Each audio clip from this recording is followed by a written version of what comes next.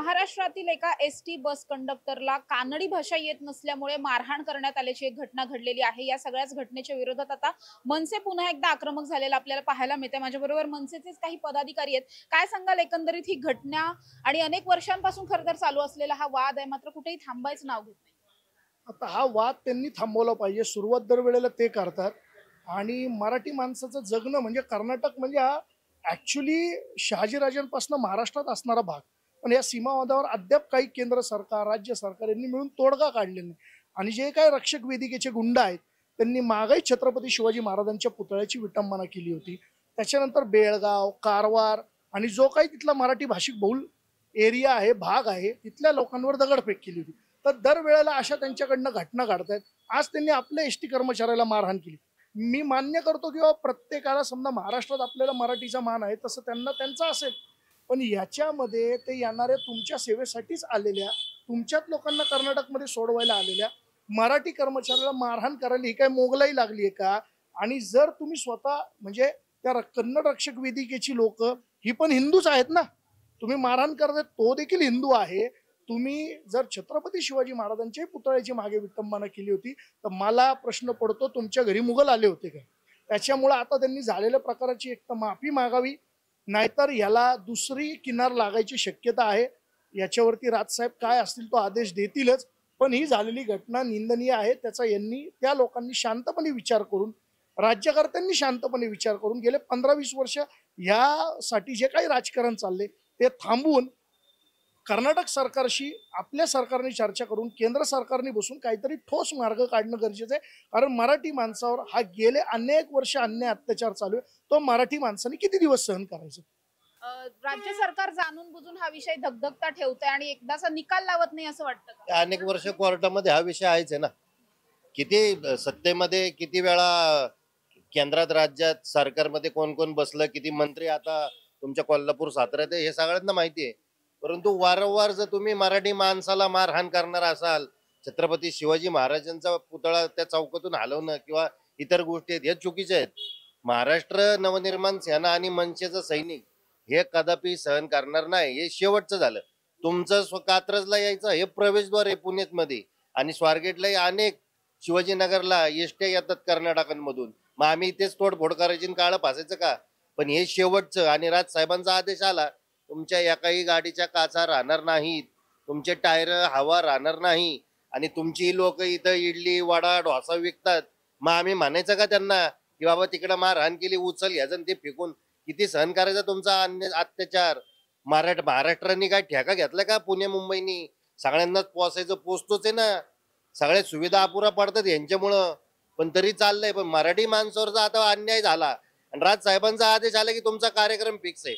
कळपाट्याक जय मनसे, संग्राम Talekar, Ashish Sable Patil. Sir, आपण बघतोय गेल्या अनेक दिवसांपासून खरं तर एकीकडे जातीवादावरनं भांडणं होतात, नंतर मग कुठेतरी धार्मिक वाद निर्माण होतात, प्रांतावरनं होतात, भाषेवरनं होतात। हे वाद काही केलं थांबायचं नाव घेत नाही।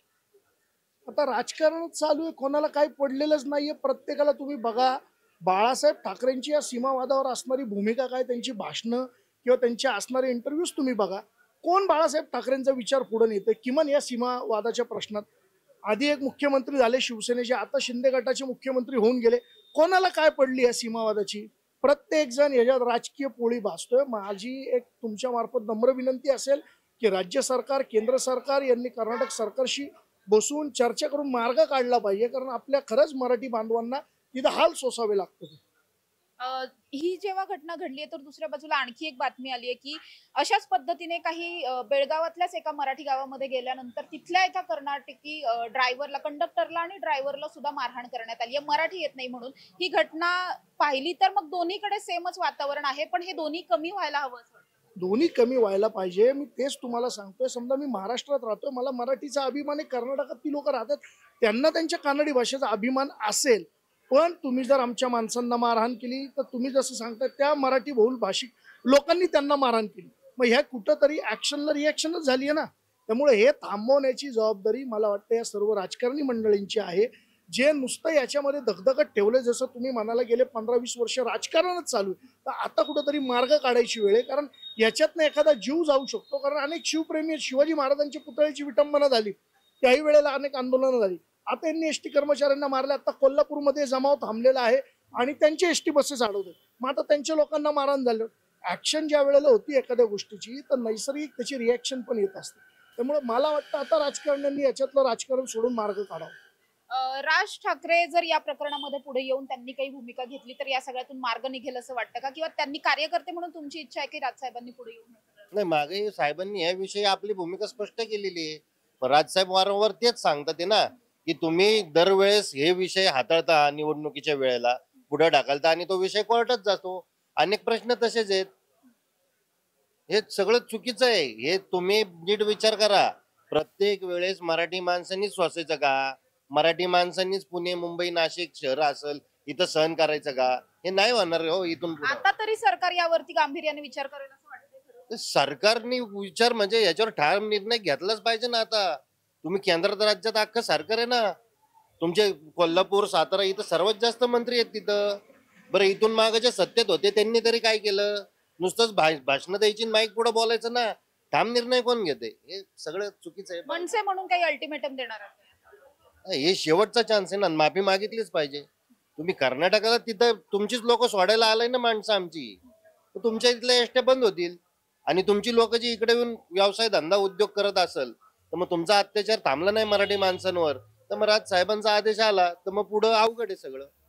नक्कीच आपण बघतोय की मनसे आता या सगळ्याच प्रकरणामध्ये आक्रमक झालेला आपल्याला पाहायला मिळतंय. राज ठाकरेंचा आदेश आल्यानंतर मनसे स्टाईलने खटाक पद्धतीने आंदोलन करू असा इशारा सुद्धा देण्यात आलाय. त्यामुळे खरं तर पाहिलं तर दोन घटना घडलेल्या आहेत. एक घटना महाराष्ट्रात घडली आहे, दुसरी बेळगावात घडली आहे. दोन्हीकडे विरुद्ध भाषिक असलेल्या कंडक्टर्सला मारहाण झालेली आहे.